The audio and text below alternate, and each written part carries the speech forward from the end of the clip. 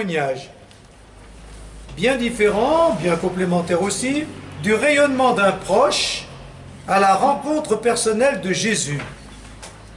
C'est pas mal ça aussi, hein, juste le titre.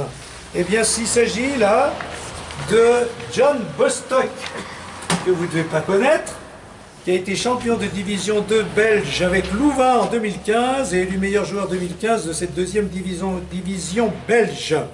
Voilà ce qu'il dit. Issu d'une famille non croyante, il a en 2007 deux records. À 15 ans, il est le plus jeune joueur à jouer en première ligue.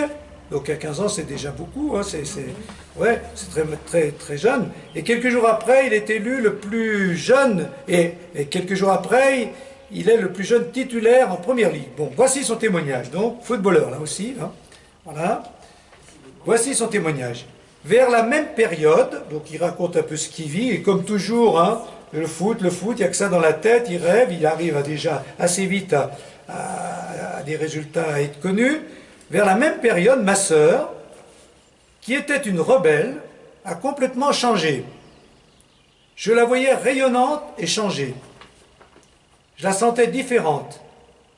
Je lui ai demandé ce qui s'était passé, elle m'a répondu, « John, je suis devenue chrétienne, je vis pour Jésus. » Bon. J'étais retourné. Qui était ce Jésus qui pouvait changer des vies? Plus tard, elle m'a invité à l'église. Je ne me sentais pas à l'aise à l'idée d'y aller. Ben oui, il ne connaissait pas du tout. Hein. Cependant, je voulais voir de mes propres yeux ce que ma sœur avait expérimenté. Du coup, pour la première fois de ma vie, je suis allé à l'église. J'ai entendu l'évangile et le Saint-Esprit m'a convaincu de mon état de pécheur. Je suis tombé à genoux et j'ai pleuré. J'ai découvert que ce Jésus était réel. À partir de ce jour, mes motivations ont changé. Je voulais toujours devenir un bon joueur de football, mais je n'étais plus défini par mes performances. Peu importe que je perde, ce qui m'importe, c'est de vivre le message de Jésus, aime ton ennemi, aime ton prochain, aime Dieu. Je vois ma vie et ma carrière comme un don que j'utilise pour rendre gloire à Dieu. Être chrétien, ce n'est pas lever les mains au ciel après avoir marqué, c'est suivre Jésus tous les jours, en obéissant à sa parole et en aimant les autres. Je dis, c'est pour ça que j'ai voulu... C'est beau, hein, il n'y a pas bien grand-chose d'autre à dire. Hein, voilà. Alors, ce qu'il faut quand même remarquer, c'est que la rencontre avec Jésus est très affective, très émotionnelle. Hein, mais c'est comme ça.